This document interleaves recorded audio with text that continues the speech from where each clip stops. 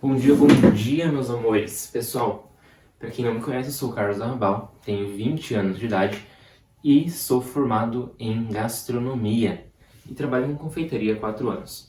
Então, aqui eu quero falar para vocês em mais um vídeo sobre um assunto muito relacionado à confeitaria. Hoje eu quero falar um pouquinho sobre os mitos e objeções nessa área, beleza? Então, vamos lá. Primeiro, um mito que é muito antigo e eu quero tanto falar sobre ele quanto explicar de onde ele veio. A delicadeza. Muita gente fala, eu não sirvo para fazer confeitaria porque tem que ser muito delicado, né? Tem que fazer as coisas assim de uma forma muito delicada, com muito jeitinho. Isso é um mito muito grande e eu quero explicar um pouquinho para vocês de onde veio esse mito.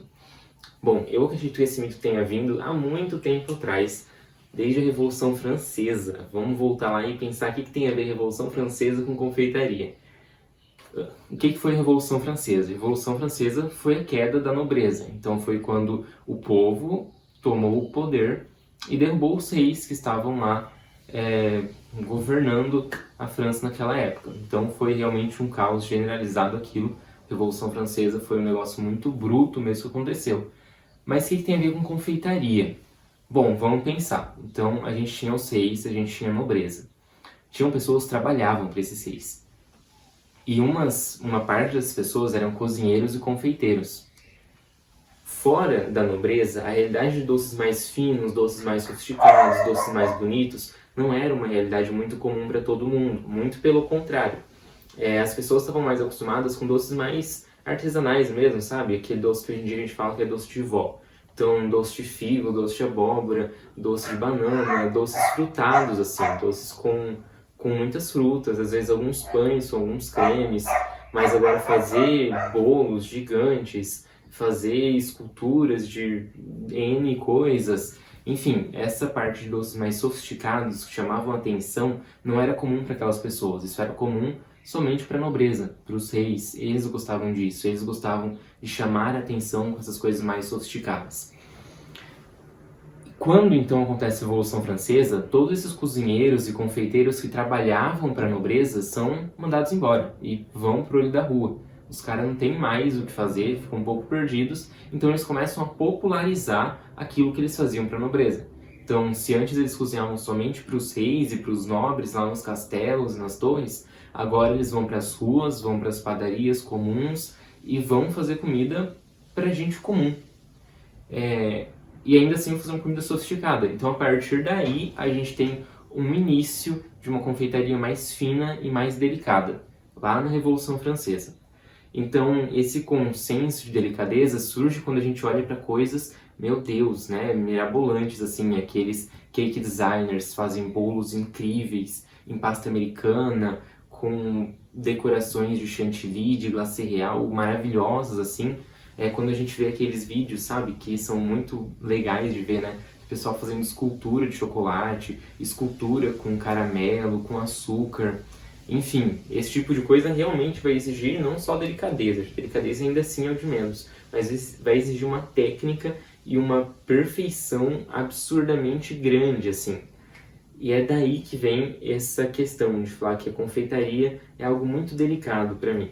Também tem o ponto de que se a gente olha para um restaurante grande e a gente começa a observar as praças de alimentação dele, a gente vê que realmente a confeitaria exige uma paciência a mais do que as praças quentes, de forma geral, assim.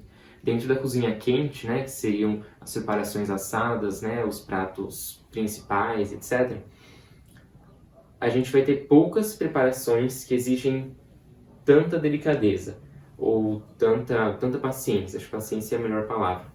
A maior parte das preparações você consegue fazer na hora, já está pronto ali em pouco tempo. Você não precisa ficar igual na confeitaria, que muitas coisas têm que ser geladas e passar a noite gelando para só no outro dia você conseguir trabalhar, ou muitas coisas você tem que esperar o tempo do chocolate, o tempo da calda de açúcar ficar pronta. Enfim, eu diria que a confeitaria exige mais paciência do que delicadeza em si. E atenção também redobrada, que a gente trabalha com muita temperatura, trabalha com muitos detalhes assim que precisam ser notados. Mas se com o tempo isso vira uma prática e você nem percebe que aquilo ali algum dia foi um empecilho para você. Então é daí que vem essa história de confeitaria ser delicada. Não precisa ser tão delicado desse jeito. Eu mesmo não sou a pessoa mais delicada do mundo, não, e trabalho muito bem com confeitaria. Modéstia à parte falando, né? Outra coisa é um mito sobre utensílio. Todo mundo acha que para começar a trabalhar com confeitaria você vai precisar de vários utensílios mirabolantes assim. Tipo, não posso começar a trabalhar com confeitaria se eu não tiver uma batedeira planetária. Quando eu comecei a fazer pão de mel, eu não tinha uma batedeira planetária. Eu tinha só uma batedeira comum, super comum, sabe? Aquelas de garfo que se encaixa mesmo. E eu lembro até que eu gostava muito dela porque a batedeira ela desencaixava da base e ela virava uma batedeira de mão. Depois de um tempo ela queimou e quando ela queimou é que eu fui comprar uma batedeira planetária. Mas eu usei por muito tempo aquela batedeira. E mais do que isso, muito se fala sobre o fouet, né? Uma marca assim, da gastronomia, mas em especial da confeitaria, eu acho. O pessoal tatua fouet no braço, enfim, uma coisa linda. Quando eu comecei eu não tinha fouet. Eu usava isso aqui para bater os pães de mel. Sim, isso aqui é um garfo de churrasco. Um garfo grandão de churrasco, assim, que eu usava para bater os pães de mel. E era isso aqui que eu utilizava lá, cara, no dia a dia mesmo. Vida real, entendeu? Era o que eu tinha em mãos, era o que eu ia usar. Se eu não tivesse aqui, provavelmente eu teria feito com uma espátula mesmo, ou com um garfo menor, ou enfim. Mas no começo foi isso aqui que eu usei por um bom tempo, até eu comprar o meu primeiro fouet. E então não, você também não precisa de grandes equipamentos para começar. Você tem que começar com o que você tiver em mãos, com aquilo que você tem diante de você e que é possível você utilizar naquele momento. A mesma coisa vale para forno, por exemplo. Eu tenho que ter um forno elétrico para começar a trabalhar com confeitaria porque são muitas as temperaturas, isso e aquilo. Não precisa, entendeu? Muito melhor se você conseguir dominar a técnica daquilo que você está fazendo e entender o ponto de assamento, entender o ponto correto de tirar aquilo do forno, entender como o seu forno funciona também, entendeu? Então, assim, você tem um forno a gás. Você tem que saber que na maior parte dos fornos a gás, ele assa mais de um lado do que do outro. Ou ele assa mais no fundo do que na frente. Então, você tem que saber que ao longo do assamento daquele produto que você está fazendo, você vai ter que abrir o forno e girar o seu produto, entendeu? Para ele assar de forma igual em todos os lados e de todas as formas. Enfim, existem vários outros equipamentos, tipo termômetro também. Muita gente fala, não, precisa de termômetro para trabalhar com confeitaria. Não, no início não precisa. Depende muito do que você vai trabalhar, daquilo que você vai fazer. Depende de muitas coisas, mas no geral, não precisa. E a mesma coisa que eu falei no vídeo que a gente gravou lá no Instagram, que está no nosso IGTV, na live que eu comentei com vocês, sobre a cobertura, por exemplo. Muita gente vê as pessoas falando mal de cobertura, pregando como se ela fosse a maior vilã do século XXI. Mas as pessoas, elas às vezes esquecem da vida real, entendeu? Então a mesma coisa vale para os utensílios. A gente vê vários youtubers aí na área de confeitaria falando de utensílios como se fosse uma necessidade de você ter aquelas coisas específicas. Aí o cara começa a falar de coisas que vão ser necessárias você começar, aí dá R$ 500 só em utensílio, aí você fala, puta, não vai, tá rolando, né? 500 contos só esses negocinhos aqui que o cara falou, não vai dar certo. E realmente, não vai mesmo.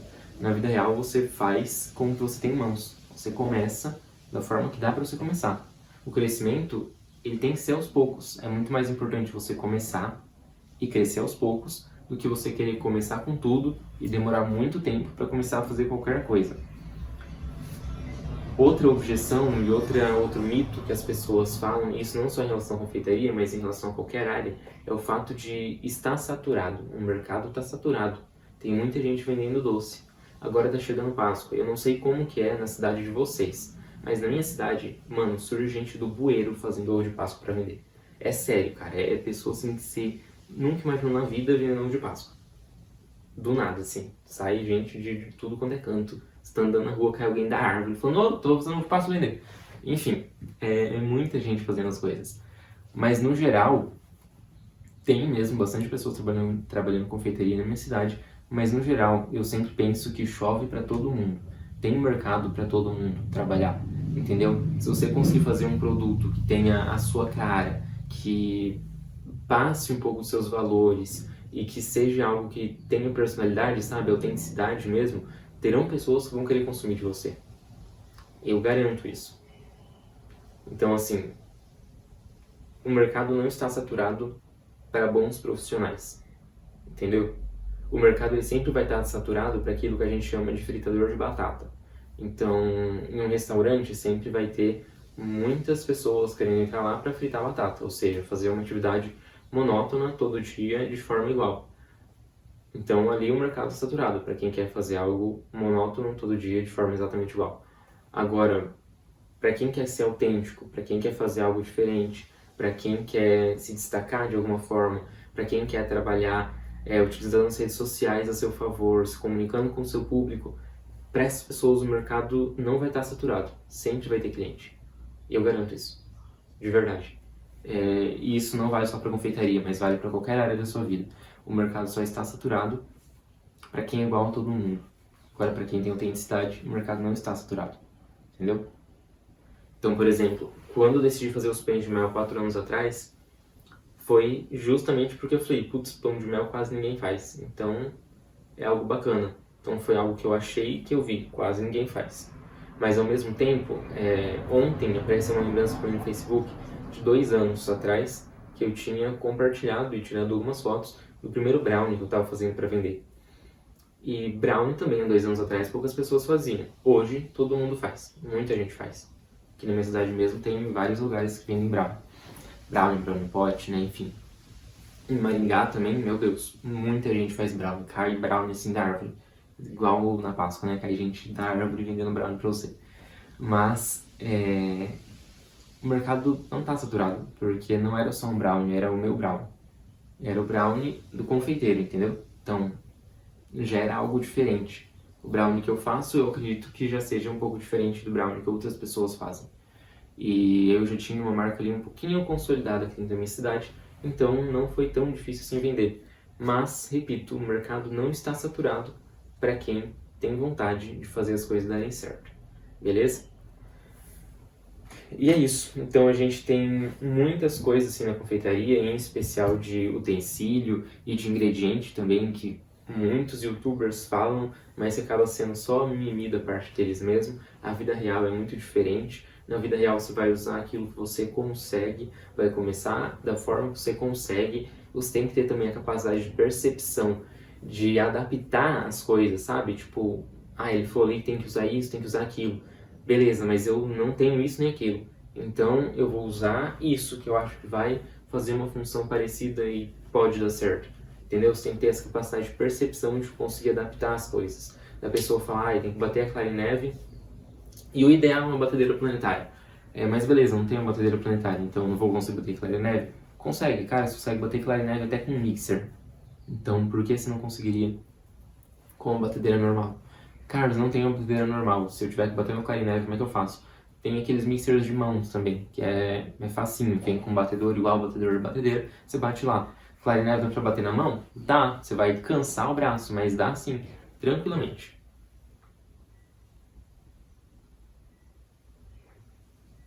Então assim, de fato, o que você precisa para começar a fazer confeitaria? O ideal é uma batedeira, qualquer uma, qualquer tipo, qualquer modelo, a que você tiver na sua casa. Se não tiver também, a maior parte das produções consegue fazer sem uma batedeira.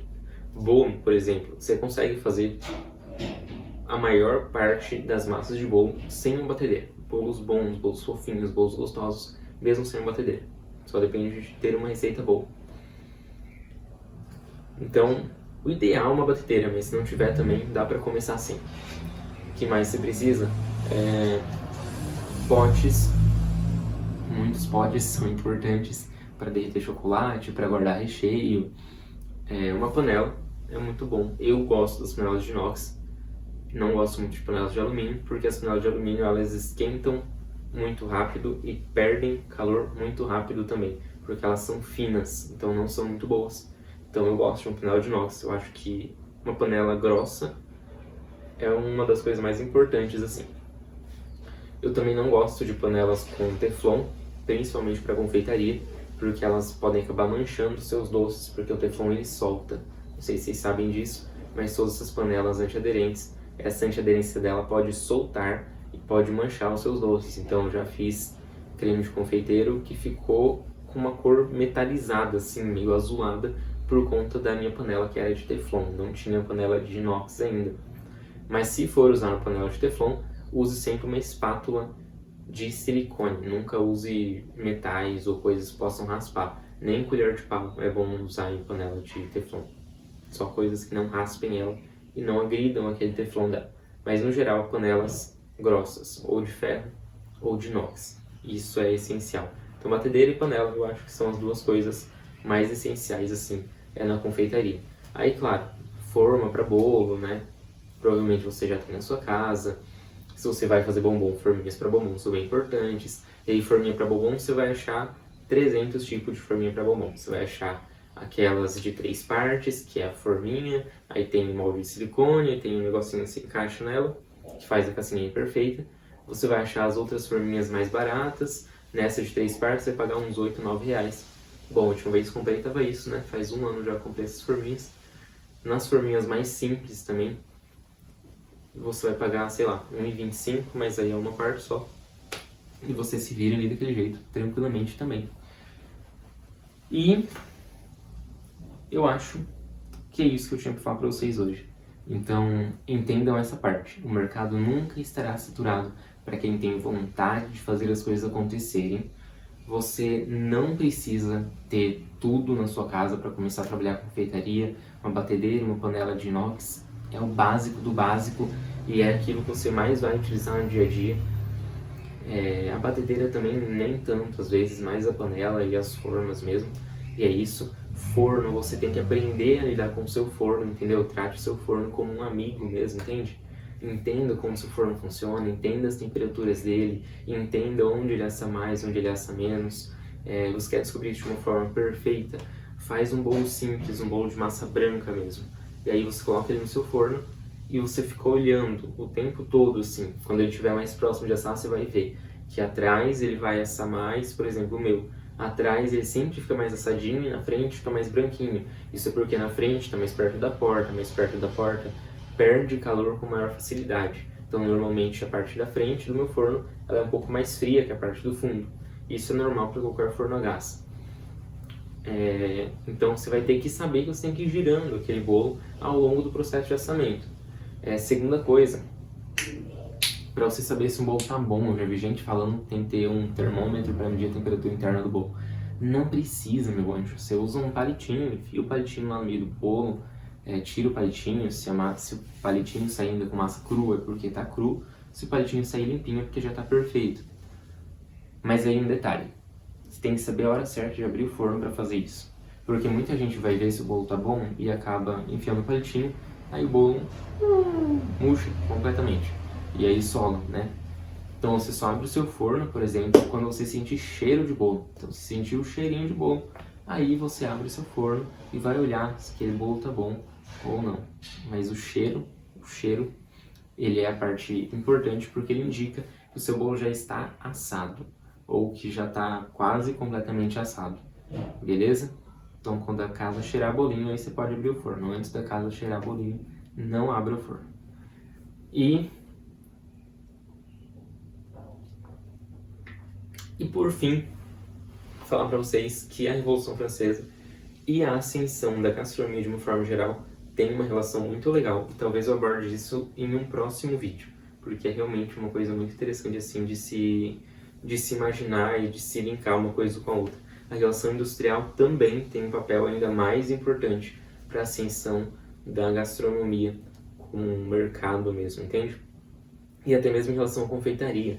Mesmo quando aqueles confeiteiros saíram lá da nobreza e foram trabalhar com o público geral, ainda assim não se tinha um costume muito grande de se consumir doces muito bonitos, muito elaborados, porque é óbvio que isso era caro. E outra coisa, naquela época ainda, o que dominava era o patriarcado, né? Então, o homem saía de casa para trabalhar e a mulher ficava em casa cuidando dos filhos, cuidando da casa. E em decorrência disso, as mulheres aprendiam a cozinhar muito mais, se dedicavam muito mais para isso e costumavam fazer muito mais doces também. Então, como você tinha uma mulher em casa que já fazia doces, você não ia consumir muito doce fora. Então, ainda assim, após a Revolução Francesa, demorou um tempo para que se gerasse o hábito de um consumo maior de doces. Esse hábito ele foi potencializado mesmo com a Revolução Industrial. Quando os homens e as mulheres saem do campo, né, ocorre o êxodo rural, porque a mão de obra humana foi substituída pela mão de obra maquinária, né? E aí o homem e a mulher começam a sair de casa cedo e voltar no fim da tarde. Então não tinha mais a mulher em casa para fazer doce. Então eles começam a ter um consumo de doces cada vez maior e um consumo de comida cada vez maior fora de casa, comida de rua e etc. E ali sim é que foi começar a ser mais potencializado esse consumo. E é isso, só para que vocês frisem que a história aí da Revolução Francesa e Revolução Industrial tem muito a ver também com a gastronomia e que principalmente essa questão da família, sabe, a estrutura familiar e as modificações, né, ao longo do tempo tem mais a ver ainda com a ascensão da gastronomia, a ascensão da confeitaria também. Beleza? Espero que vocês tenham gostado do vídeo de hoje. Se você gostou, comenta aqui embaixo pra gente saber. Compartilhe com os amigos. E é isso aí. Muito obrigado. Até mais.